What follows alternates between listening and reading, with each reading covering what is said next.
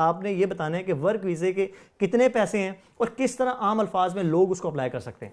देखें, पहली बात तो एक चीज़ कि जो भी बंदा वीज़ा अप्लाई कर रहा है, चाहे केयर होम में है या किसी भी इंडस्ट्री के अंदर अप्लाई कर रहा है, तो जो मैं बात कर रहा था आपके क्वेश्चन से पहले कि आपको पाकिस्तान में कोई एजेंट अगर सपोज़ आपको ऑफ़र कर रहा है कि जी ये केयर वर्कर वीज़ा है या कंस्ट्रक्शन में, तो सबसे पहले ये जानिए कि कंपनी कौन सी है। सपोज़ एग्जांपल दे दूं कि लॉ सोलिसिटर अगर आपको कोई स्पॉन्सर लाइसेंस दे रही है, तो जो यूकेबीए की जो पूरी होम ऑफिस की वेबसाइट की जो स्पॉन्सर लिस्ट है उस पे हम मौजूद होंगे कि हमारे पास स्पॉन्सर लाइसेंस है।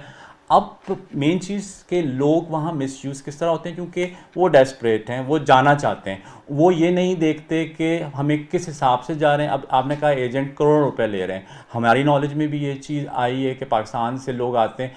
अब क्या होता है, वीज़ा निकल जाता है, वो किसी तरह जो भी यहाँ पे उनकी डीलिंग होती है वो वीज़ा निकलवा देते हैं पैसे लेके, बंदा यहाँ आ जाता है। जब वो केयर होम में जाता है तो वहाँ काम नहीं होता।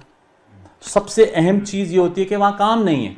और उसके बाद अगर लीगली देखा जाए तो लोग समझते हैं हमारे पास बीआरपी के ऊपर 5 साल का वीज़ा है तो हम काम कर सकते हैं।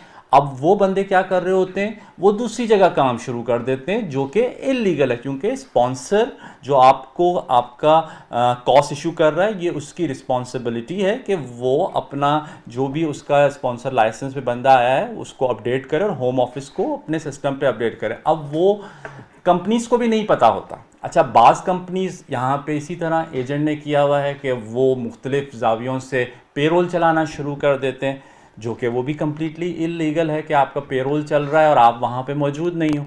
तो मेरा ये एक मानना है कि देखें, लोग अपनी जायदादें ज़मीनें मेहनत से बेच के सब कुछ आते हैं, तो कम से कम कोई भी एप्लीकेशन करें, चाहे एजेंट के थ्रू कर रहे हैं, तो कम से कम यूके में किसी भी सोलिसिटर से मशवरा ले लें कि क्या हमें ये कंपनी में ऑफ़र हो रहा है, ये कंपनी है, कंपनी हाउस में जाके देखें कंपनी वहाँ पे है, कितनी पुरानी कंपनी है। देखें, फ्रॉड हो सकता है बहुत, अगर 60% फ्रॉड होता है लेकिन 40% जेन्युइन वीज़ा भी है। पहली तो बात ये है कि एप्लीकेशन कोई आपसे अगर मांग रहा है तो आपको ये पता होना चाहिए कि स्पॉन्सर ने आपसे इंटरव्यू किया या नहीं किया, क्योंकि एयरपोर्ट पे जैसे आप पहले बात कर रहे थे कि आते हैं और वीज़ा वहाँ पे कुछ इंटरव्यू के बाद रिफ्यूज़ कर देते हैं, क्योंकि इंटरव्यू एयरपोर्ट पे हो सकता है कि भाई आपके पास एम्प्लॉयमेंट कॉन्ट्रैक्ट है क्या, आपने स्पॉन्सर ने जो आपको वीज़ा भेजा उस पर एम्प्लॉयमेंट कॉन्ट्रैक्ट मिला, क्या आपके पास जॉब ऑफ़र है, क्या आपके पास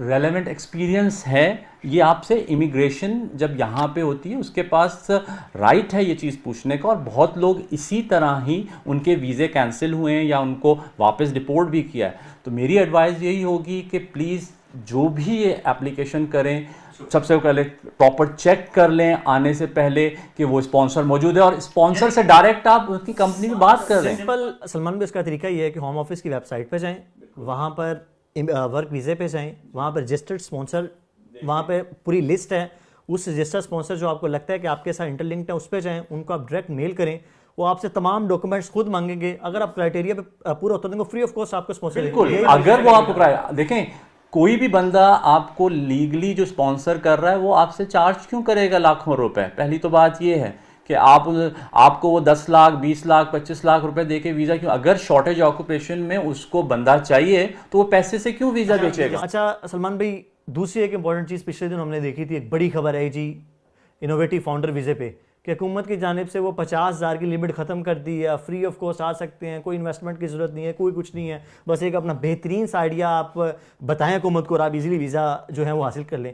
मुझे तो इसमें पहले बताएं क्या हकीकत है, अगर वो 50,000 ख़त्म हुआ तो क्या 0% आप कुछ भी नहीं दिखा सकते, अगर दिखाने तो मिनिमम क्या है, ये इनोवेटिव फाउंडर वीज़ा है क्या और किस तरह हासिल कर सकते हैं। आपकी जो मीटिंग है आपकी जो कि इन्डोर्समेंट बॉडी से है उसको 2 दफ़ा कर दिया है कि 2 दफ़ा आपको करना है, आपकी मीटिंग उनसे होगी। अच्छा, इंटरव्यू आपका इसके अंदर लाजमी होगा, आपकी जो इंडोर्समेंट बॉडी है वो आपसे इंटरव्यू करेगी। इंग्लिश लैंग्वेज की जो इसमें रिक्वायरमेंट है वो B2 है, यानी अगर आइल्स की मैं बात करूं तो 5.5 जो बैंड है आपको चारों कंपोनेंट में चाहिए। ये बंदा, अब मुझे फ़ोन आते हैं, आपको भी आते होंगे, कोई बंदा जी हमें जो है ये इनोवेटर फाउंडर वीज़ा करा दें। अच्छा, क्या मेरी क्वालिफिकेशन इंटर है, मैं ये चाहता हूँ मैं 50,000 भी इन्वेस्ट कर दूंगा, तो ये नहीं है। इसका बहुत प्रोफेशनल तरीका है इस वीज़े को देखने का। हमारे यहाँ क्योंकि इतनी हाइप क्रिएट कर दी जाती है, फिर 3 साल के बाद आप सेटलमेंट रूट में जा सकते हैं। अच्छा सलमान भाई, अगर अब शॉर्ट में थोड़ा सा सेल्फ स्पॉन्सर वीज़ा के बारे में बता दें, ये किस तरह ले सकते हैं, और दूसरा जो एक इम्पॉर्टेंट जो है यूके एक्सपेंशन वीज़ा भी कुछ होता है, अगर उसमें अगर आपने वीज़े को एक्सपेंड करवाना हो तो वो किस तरह कर सकते हैं? आपके सवाल में ही जवाब मौजूद है। पहली तो बात ये है, अब मैं उसको क्लियर कर दूं। देखें, लीगली टर्म में या होम ऑफिस की गाइडेंस में कोई सेल्फ स्पॉन्सर्ड वीज़ा है ही नहीं। पहली तो मैं आपको ये, जितने भी आपके प्रोग्राम के तरफ से सुन रहे हैं जो कह रहे हैं आपने सोशल मीडिया के ऊपर या एजेंट्स बता रहे हैं, ऐसा कोई वीज़ा नहीं है। हाँ, अब ये बन कैसे सकता है सेल्फ स्पॉन्सर्ड वीज़ा, उसको देखना है।